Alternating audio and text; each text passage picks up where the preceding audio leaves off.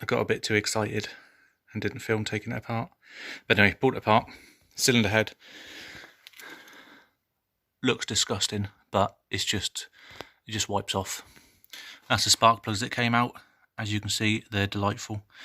This is the oil. You can see it's now separated itself between water, mess and oil. What I'll probably do is stick a magnet in there, leave it for a while and see what it attracts. The valve train,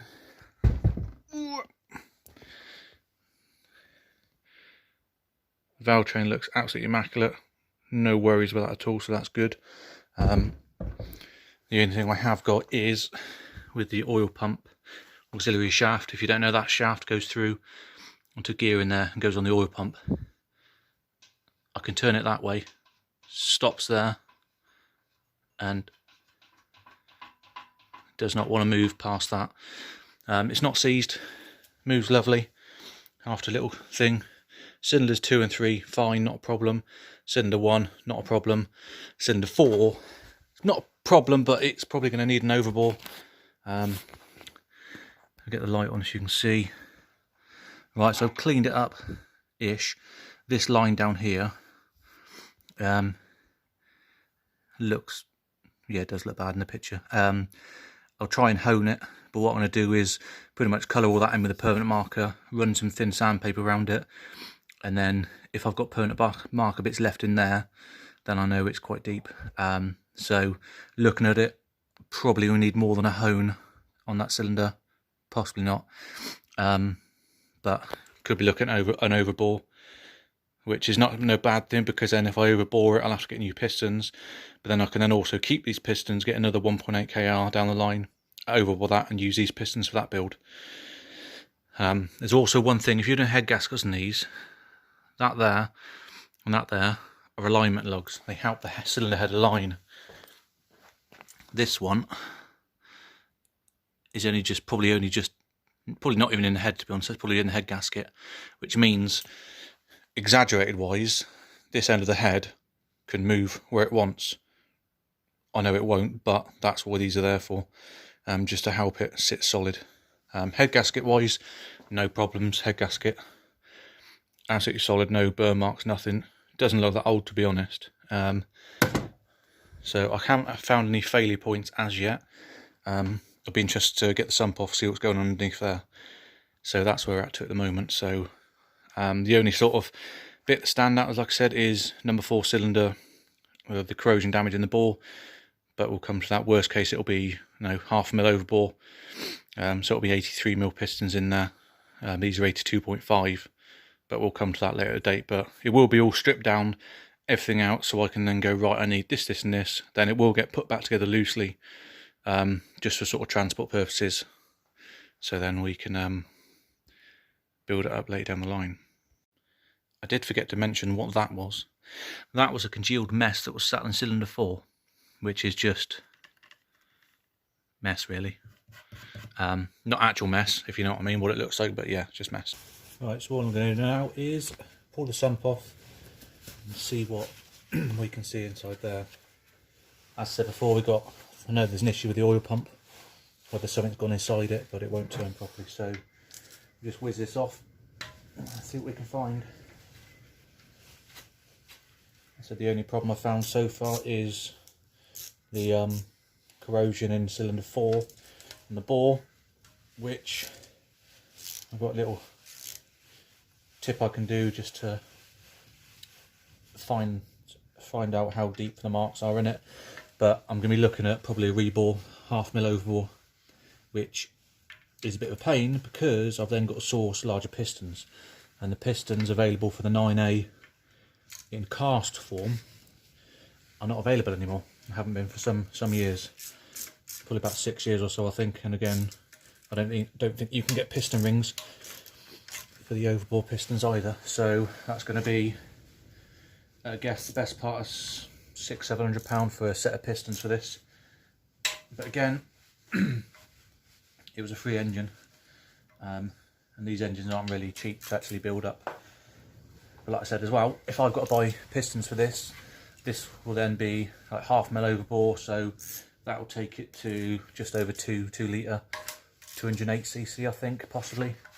But then it also gives me a good quality set of 82.5mm pistons, which I can then use for another build.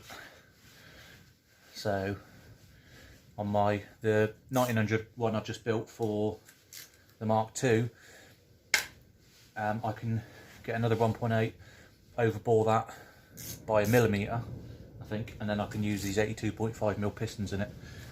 So all's not lost, all fun and games. But here, again, these oil pumps near some of my previous videos, the oil pumps, you can't buy genuine ones anymore. You can only buy your sort of off-the-shelf ones, which probably aren't the best quality.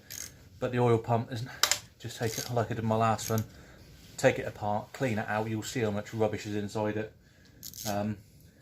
As long as there's not a huge amount of wear in the gears, you'll get away with just cleaning it out, putting it back together, making sure you've got some pre-assembly engine lube inside the pump before you actually try and run it with the engine.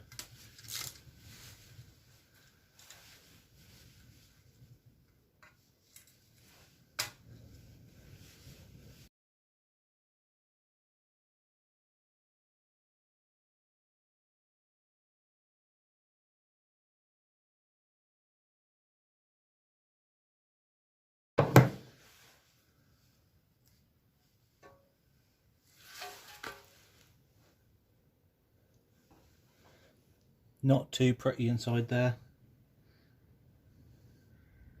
Again, to be fair, a lot of that, you can see that's quite white. That's just where the rainwater's got inside there, but inside there, you know, you've got a bit of whiff of fuel in there. Normal combustion smells.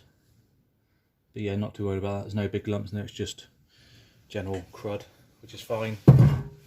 That's the sump off, nothing's jump out at me, making me worried. It hasn't got a window tray like I thought, it's just got quite a thick gasket.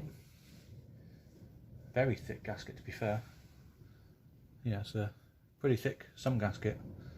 Again, doesn't look massively old. Again, if it's been sealed nicely, then you shouldn't really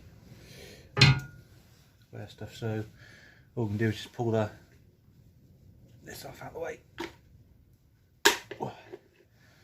This is just, again, to help, like a windows tray type thing, anti-surge, so the oil stays inside there, and then when the crank goes round, similar to windows tray, it just helps the oil stay in one position so it doesn't run dry.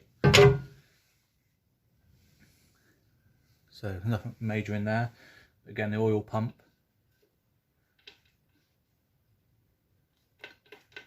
definitely something inside the oil pump it doesn't like.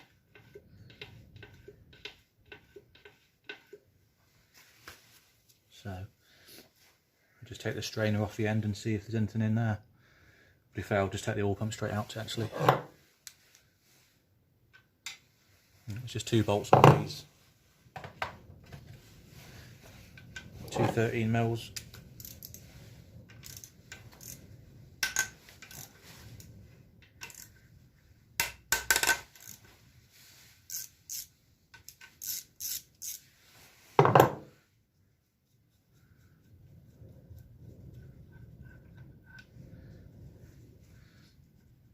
Yeah, this is a genuine pump, like I said as well, so it will be used again as long as there's no actual damage inside.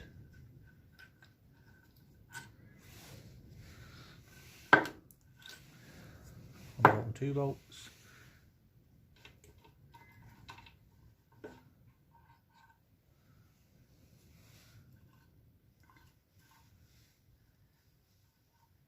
Yeah, that does not sound good inside there. I'm turning the shaft and it's stopping, so something's inside there's jamming. So I'll stick to that side and I'll pull that apart and see what we got. So there we go, there's a bit of a build up of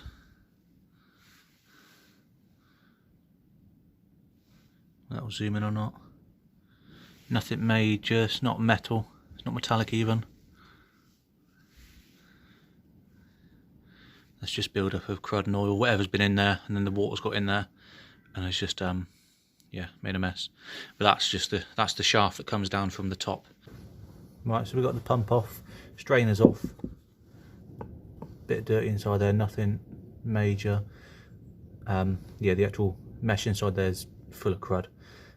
These types quite hard to clean because you've got this cap on there which doesn't come off, so that'll be binned most probably, because you can't, even if I clean it out as best you can't see if it's all clean, so just bin it, get rid of it. You can get those separately, they're not a problem. So let's take this off and see what is stopping that gear in turning. There's only two 11mm bolts. There's no gaskets or anything on these. Oh, there you go.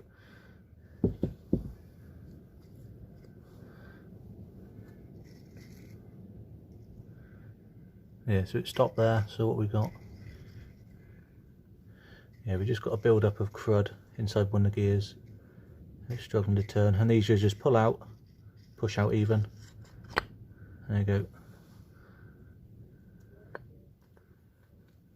Slide that all the way out of there. There we go. As you can see, that's probably the main bit there that was stopping it. What have I got? So all this there.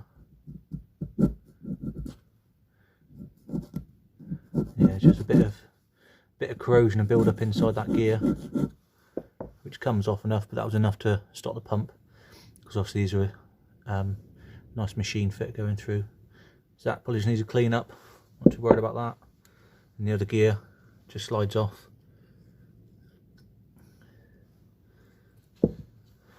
Again, nothing untoward on there, just general build up of crud again. So you're just scraping that, cleans it off. So they should clean up fine, shouldn't be an issue with those, but I'll clean them up just to make sure. And the body of that, it's just an empty body. So, should just need a bit of a clean up. Double check the maintenance surfaces of these gears. As long as they're nice and clean and there's not any large corrosion marks on it, which will then cause more accelerated wear if it starts running again. Yeah, it's just those two there. Those two there are clogged up with general grime and mess, and they were stopping the pump moving around. So nothing untoward. So as far as we can see with this engine, I can't see any reason why it had been a mechanical failure or anything. The oil pump, that would have just blocked up by nature of being sat there and the ingress of water it's got. Cylinder head wise, I'll do that separately, but it's just dirty yin minging. There's just nothing to worry about on there. There's no cracks on the valves. Valve train looks awesome. And on the block, the pistons move up and down. I don't know about compression on the rings, but so I'll pull the rings out, pull the pistons out, probably in the next video, and see what we can find. So that's all we got so far. So yeah, cheers.